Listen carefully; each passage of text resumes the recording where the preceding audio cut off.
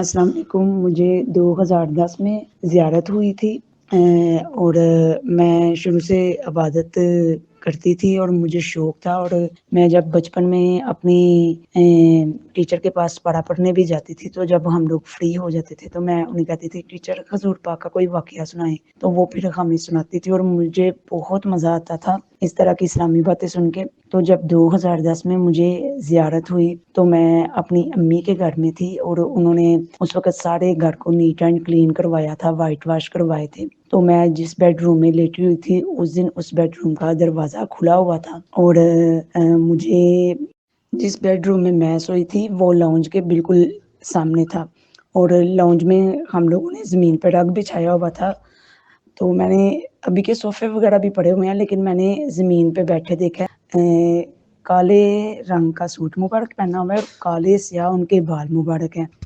تو میری پھپھو 3 سال پہلے فوت ہو گئی ہیں اور ماشاء اللہ اللہ انہیں جنت نصیب کرے, وہ بڑی نیک خاتون تھی. تو جیسے ہی مجھے زیارت ہوئی ہے سب سے پہلے میرے منہ سے ان کا نام نکلا ہے. ہم ان کو باجی کہتے ہیں, باجی گوگی. تو بعد میں کہتی ہوں نہیں یہ تو حضور پاک ہیں. اور وہ نا ایسے تھوڑا سا نا پیچھے کو سر لے کے گئے ہیں اور انہوں نے مطلب ہنسنا شروع کر دیا ہے. تو میں نے یہ زیارت کی تھی اور میں بڑے دنوں تک مطمئن رہی تھی اور یہ 2010 میں مجھے زیارت ہوئی تھی. اور میں بار بار دل میں کہتی تھی مجھے ڈر تو نہیں لگا, مجھے بالکل ڈر نہیں لگا, میں نہیں ڈری. اور اس سے پہلے کہ مجھے کوئی بھی زیارت ہوتی تھی یا کچھ بھی ہوتا تھا اور میں ایک دفعہ مطلب ان کی جو بھی وہ کہہ لیں کہ جلال سے میں ڈر جاتی تھی. کسی بھی نیک ہستی کی زیارت ہوتی تھی تو مجھے اس طرح آپ صلی اللہ علیہ وسلم کی زیارت ہوئی اور میں نے بالکل ان کو کہا ہے خواب میں, ہاں یہ تو حضور پاک ہیں.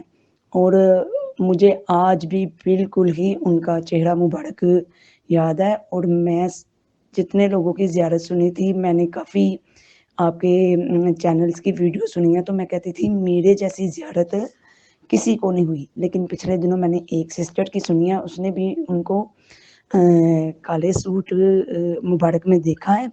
تو میں کہتی تھی کہ مجھے ایسے لگتا تھا جیسے میری خواب وہ سسٹر سنا رہی ہیں.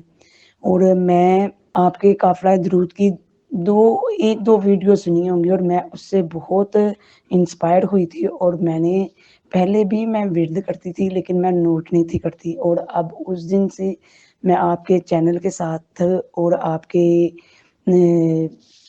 قافلہ درود پاک کے ساتھ جڑ گئی ہوں. اور میں نے اب ریگولر درود کا ورد کرتی ہوں اور مجھے اپنی زندگی میں بہت سکون محسوس ہوا ہے. میں درود ہجری اور درود رحمت ورد کرتی ہوں, اور اگر درمیان میں کبھی ٹائم زیادہ ہو درود ابراہیمی, درود ناریہ, اور میں یہ سارے درود پاک لکھتی بھی ہوں اور میں درود نصرت بھی پڑھتی ہوں.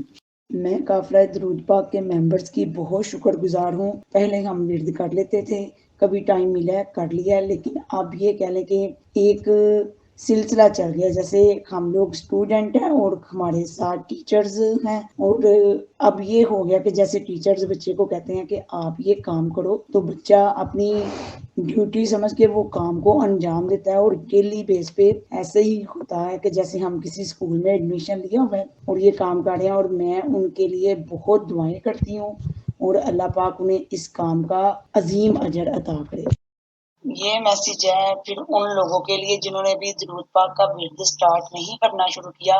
آپ ایک دفعہ کر کے ورد سٹارٹ دیکھو اور آپ کو محسوس ہوگا کہ آپ کی زندگی کتنی پرسکون اور بالکل پھول کی مانند ہلکی پھلکی سی ہو گئی ہے. مجھے اتنا فیل ہوتا تھا کہ جیسے میرے اوپر کوئی بوجھ ہے, ہر وقت سٹریس مجھے فیل ہوتا تھا. اور میں کہتی ہوں کہ آپ لوگ ورد کر کے دیکھو, آپ کو محسوس ہوگا کہ آپ بالکل اپنے آپ کو بہت ہی ہلکا پھلکا محسوس کرو گے اور آپ کی مشکلات بھی آسان ہوں گی انشاءاللہ. اللہ اور اللہ کے رسول صلی اللہ علیہ محمد صلی اللہ علیہ وسلم کے حکم سے.